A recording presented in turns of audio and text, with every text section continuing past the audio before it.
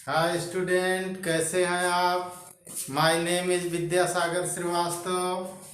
आज मैं आपको गॉस थ्योरम का एक अलग टॉपिक लेकर आया हूँ, intensity of electric field due to a point charge, यानी relation between Gauss law and Coulomb's law. ठीक है, यानी बिंदु आवेश के कारण वैद्युत क्षेत्र की तीव्रता। गॉस की प्रमेय यानी नियम, गॉस का नियम जो है ये प्रमेय भी कहलाती है।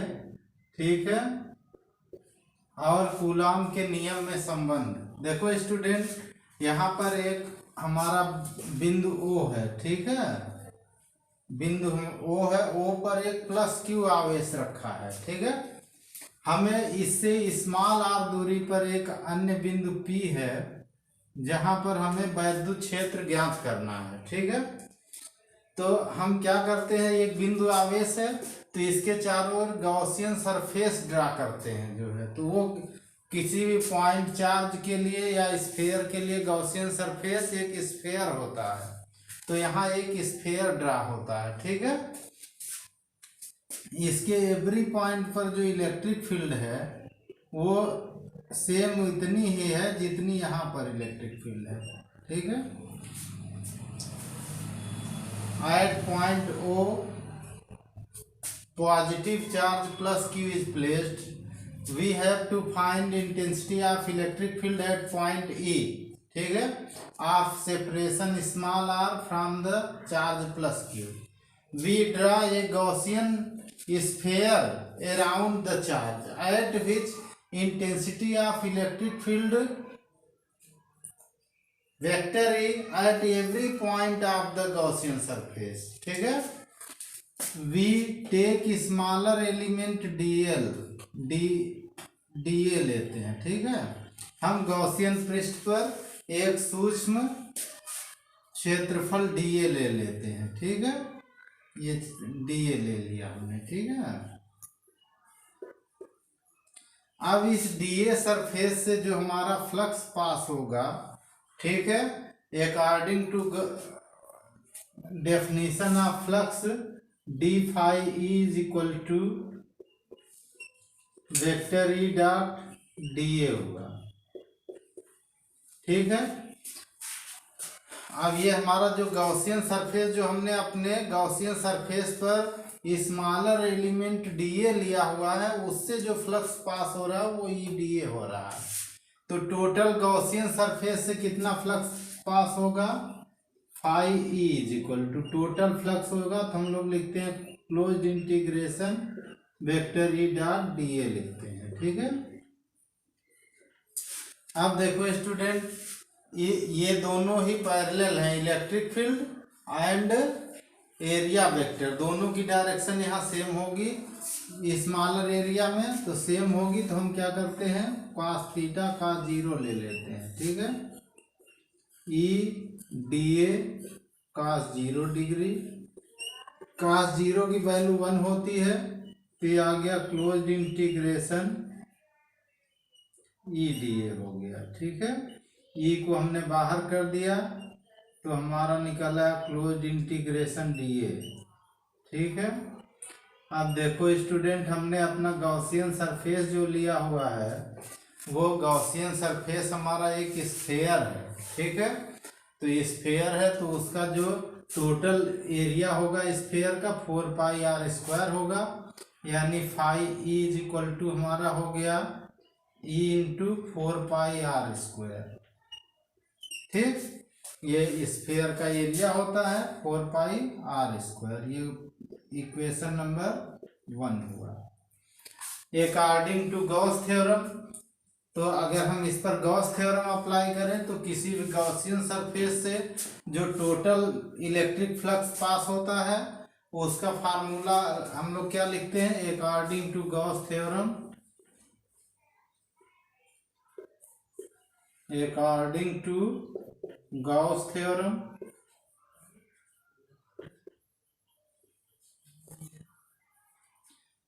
गॉस थ्योरम के अनुसार जो हमारा फ्लक्स पास होगा टोटल हमारा phi E is equal to Q upon epsilon naught होगा। ये इक्वेशन नंबर 2 हुआ। ठीक है, अब अगर हम इक्वेशन 1 और 2 दोनों को इक्वल कर दें, from equation 1 and 2, from equation 1 and 2, तो 1 और 2 से क्या निकला स्टूडेंट? तो देखिए E into 4πr², E into 4πr² is equal to q upon epsilon naught. इससे ई की वैल्यू आ गई 1/4π epsilon naught q upon r² आ गया। ये इलेक्ट्रिक फील्ड का फार्मूला हो गया। ठीक है, इक्वेशन नंबर 2 हो गया। अब देखो स्टूडेंट, जब E is equal to 1/4π epsilon naught q upon r², ये हमारा इक्वेशन नंबर 3 हुआ। ठीक है स्टूडेंट, अब सपोज कर लो कि इस P पॉइंट पर हम यहाँ पे कोई और चार्ज प्लेस कर दें, कोई भी चार्ज Q0 टेस्ट चार्ज रख दें, कोई भी चार्ज रख दें, तो इस चार्ज के लिए यहाँ पर जो हमारा फोर्स निकलेगा F is equal to QE निकलेगा। तो हम यहाँ दिखा सकते हैं, देखो student, if charge Q is placed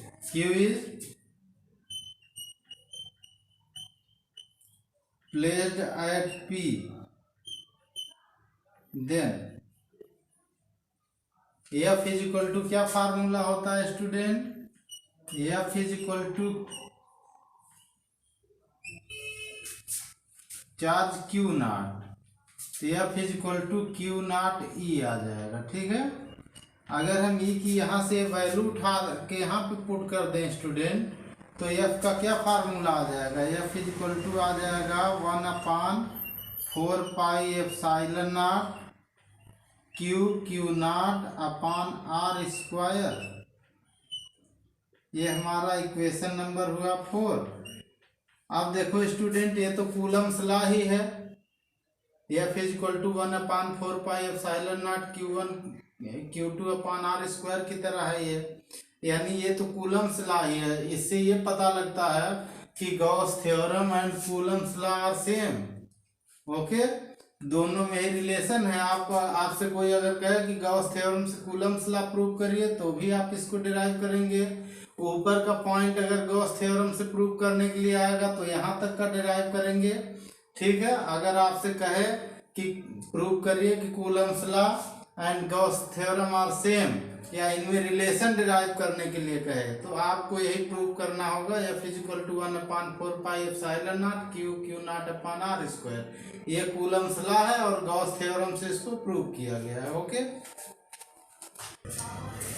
देखो स्टूडेंट, एनसीईआरटी का question number 1.15, consider a uniform electric field E is equal to 3 × 10⁻³ I cap newton per coulomb. ठीक है,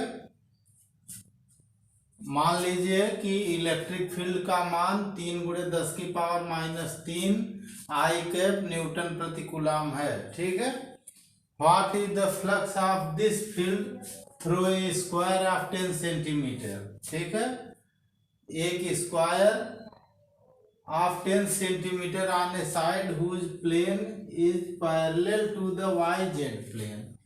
तो देखो स्टूडेंट, हमारा कोई प्लेन अगर ऐसे YZ प्लेन में है, ऐसे YZ प्लेन में है मान लीजिए, ठीक, तो ये इधर Y मान लीजिए है, इधर Z है, तो इधर हमारा इस पर परपेंडिकुलर X डायरेक्शन का बनेगा।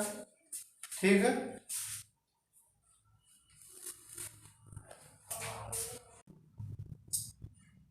देखो स्टूडेंट, यहाँ क्वेश्चन इंग्लिश में भी लिखा है और हिंदी में लिखा है। ठीक है, हिंदी में आगे लिखा मिलेगा आपको, consider a uniform electric field E is equal to 3 × 10⁻³ I cap newton per coulomb है। तो इसका सलूशन देखिए student, E is equal to दिया हुआ है 3 × 10⁻³ I कैप दिया है, I cap newton per coulomb दिया हुआ है। ठीक है, आई कैप का मतलब कि इलेक्ट्रिक फील्ड हमारा एक्स डायरेक्शन में है, किधर है, एक्स एक्सिस की तरफ है। ठीक है, अब इधर देखो एक स्क्वायर है, स्क्वायर की साइड 10 सेंटीमीटर दी हुई है, तो हमारा इस एरिया ऑफ द स्क्वायर कितना हो जाएगा, एरिया ऑफ द स्क्वायर, ठीक है स्टूडेंट। और जो एरिया ऑफ द स्क्वायर होगा वो कितना होगा, A is equal to 10 centimetre है, और इसका स्क्वायर कर देंगे तो ये आ जाएगा 10 सेंटीमीटर का स्क्वायर 100 सेंटीमीटर स्क्वायर हो जाएगा, 100 सेंटीमीटर स्क्वायर, ठीक है। और सेंटीमीटर को जब मीटर में कन्वर्ट करेंगे तो 10 की पावर -2 आएगा, स्क्वायर करेंगे 10 की पावर -4 आ जाएगा, तो ये हो जाएगा 100 into 10 to the power -4 metre square आ जाएगा, ठीक है। सेंटीमीटर का क्या होता है, 1 centimetre is equal to 10 to the power -2 metre होता है, ये स्क्वायर हो जाएगा तो -4 मीटर हो जाएगा, ठीक है। यानी यहाँ से इसको हम ऐसे लिख देते, ये हुआ 10 टू द पावर -2 मीटर आया, ये हुआ, ठीक है स्टूडेंट। अब अगर हम ये हमारा कह रहा वाई जेड प्लेन के पैरेलल, तो देखो वाई जेड प्लेन ऐसे अगर है तो इसका एरिया वेक्टर एक्स एक्सिस में जाएगा, तो एरिया वेक्टर एक्स एक्सिस में जाएगा, तो इसको हम अगर एरिया वेक्टर बना दे नीचे, तो एरिया वेक्टर हमारा ऐसे बनेगा, देखो ये वेक्टर लग जाएगा 10 - 2 आई कैप हो जाएगा, इतना मीटर स्क्वायर हो जाएगा, ठीक है, एरिया वेक्टर हो गया। अब हमारा इलेक्ट्रिक फील्ड कितना हुआ, देखो स्टूडेंट, दोनों ही आई कैप हैं, तो फ्लक्स कितना हो जाएगा, phi is equal to vector E dot vector A आ जाएगा, ये ठीक है। यहाँ से हम लोग पहला पॉइंट हमारा पहला पॉइंट हमारा ए है, ए पॉइंट पे हम लोग देखेंगे, phi is equal to E dot A आ जाएगा, ठीक है। अब ई डॉट ए आप वैल्यू रख के निकाल सकते हैं, ई की वैल्यू दी हुई है 3 into 10 to the power 3 I cap, I into area vector का डॉट प्रोडक्ट लगाते हैं, तो डॉट प्रोडक्ट लगा दीजिए, ये हमारा आ गया 10 टू द पावर -2, ये भी आई कैप आ गया, ठीक। और दोनों का यूनिट हमारा आ जाएगा न्यूटन मीटर स्क्वायर पर कूलम आ जाएगा, ठीक है। अब आई कैप का 1 हो गया, और ये पावर 2 से 10 बचा, इसमें 10 और ये 3 यानी 30 हो गया, phi E is equal to आ गया 30 न्यूटन मीटर स्क्वायर पर कूलम, ठीक है। अब देखो स्टूडेंट, एक और हम बी पॉइंट में देख सकते हैं, बी पॉइंट में हमारे लिए थीटा दे दिया 60 डिग्री दे दिया, ठीक है। इन दोनों के बीच जो थीटा दे दिया है, तो थीटा हमारा हो गया 60 डिग्री, ठीक है। अब हम लोग डायरेक्ट इसको रखेंगे ऐसे कि phi E is equal to E A cos theta रखेंगे, तो कॉस थीटा हो जाएगा, ठीक है। ई कितना आएगा, आप देखो यहाँ डायरेक्शन नहीं केवल मैग्नीट्यूड है, तो मैग्नीट्यूड हमारा कितना 3 इंटू 10 टू द पावर 3 है, तो 3 इंटू 10 टू द पावर 3 हो गया। एरिया का मैग्नीट्यूड कितना है, 10 टू द पावर -2 है, तो 10 टू द पावर -2 हो गया। अब ये आया हमारा cos 60 डिग्री, तो cos 60 डिग्री हो गया, ठीक है स्टूडेंट। अब यहाँ इन सब का 60 वैल्यू कितनी होती है, 1/2 होती है, इन दोनों को मल्टीप्लाई करने पर कितना आ गया, देखो यहाँ आ गया, इन दोनों का मल्टीप्लाई कर दिया, तो ये देखो -2 + 3 तो 10 बचा, इन दोनों से 10 और 3 का ये हो गया 30। अब cos 60 की वैल्यू 0.5 होती है, cos 60 की वैल्यू 1/2 होती है, यानी 0.5 लिखते हैं। इन दोनों का मल्टीप्लाई करेंगे तो हमारा फाई इज इक्वल टू आ जाएगा 15 न्यूटन मीटर स्क्वायर पर कूलम, ये आंसर हो जाएगा इसका, ठीक है। देखो स्टूडेंट, अब हम लोग देखेंगे कि किसी इलेक्ट्रिक फील्ड में, ठीक है, कोई चार्ज कैसे बैलेंस होता है। Balancing of A charge particle in uniform electric field, एक समान वैद्युत क्षेत्र में आवेशित कण का संतुलन। ठीक है। अब इसमें देखिए स्टूडेंट, हमने पहले इधर माइनस क्यू चार्ज रखा है, इसमें प्लस क्यू चार्ज रखा है, इसमें भी प्लस क्यू रखा है। अब देखो स्टूडेंट, इलेक्ट्रिक फील्ड ऊपर से नीचे आ रही है, प्लस से माइनस की ओर होती है, ठीक है। तो जब इलेक्ट्रिक फील्ड की डायरेक्शन ऐसी है तो माइनस चार्ज पर फोर्स ऊपर की ओर लगेगा, ठीक है। और mg हमेशा डाउनवर्ड लगता है। अगर ये दोनों इक्वल होंगे तो हमारा चार्ज बैलेंस होगा, ठीक है। तो पॉइंट ए में देखेंगे, ठीक है, if charge is balance, if minus Q charge is balance,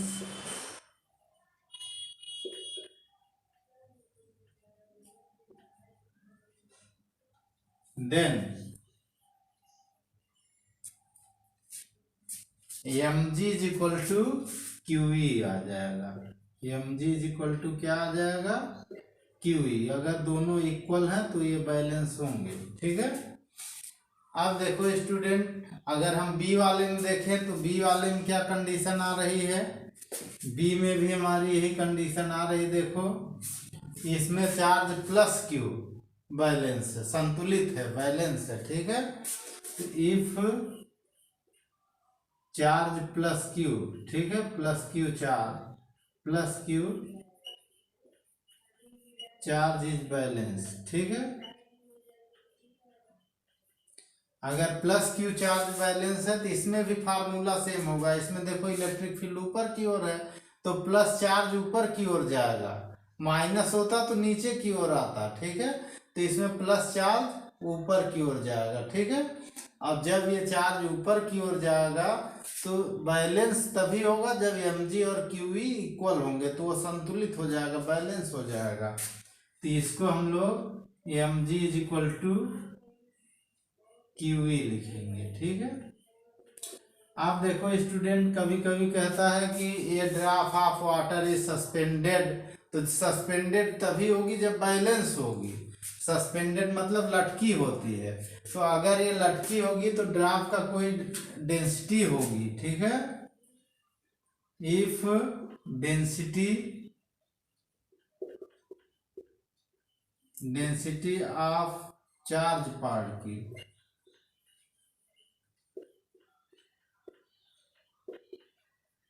ठीक है, if density of charge particle is rho and radius is r, and radius is small r, then, ठीक है।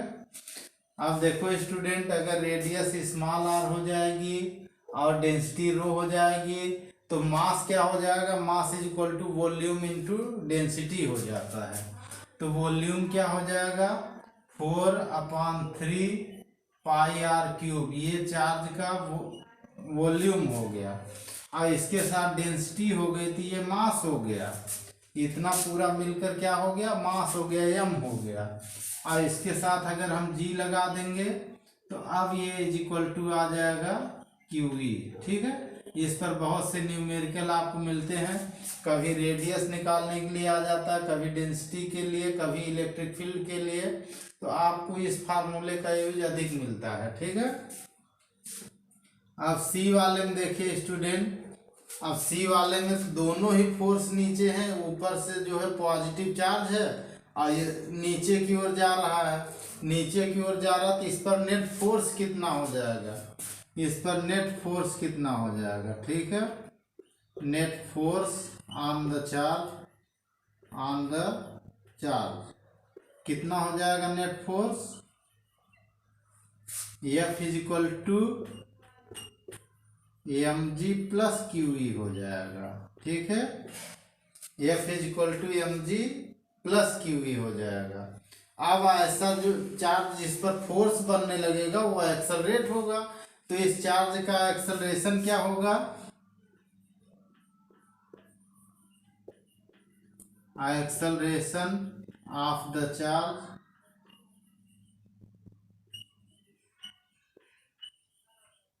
एक्सेलरेशन कितना होगा student, A is equal to F upon M होगा।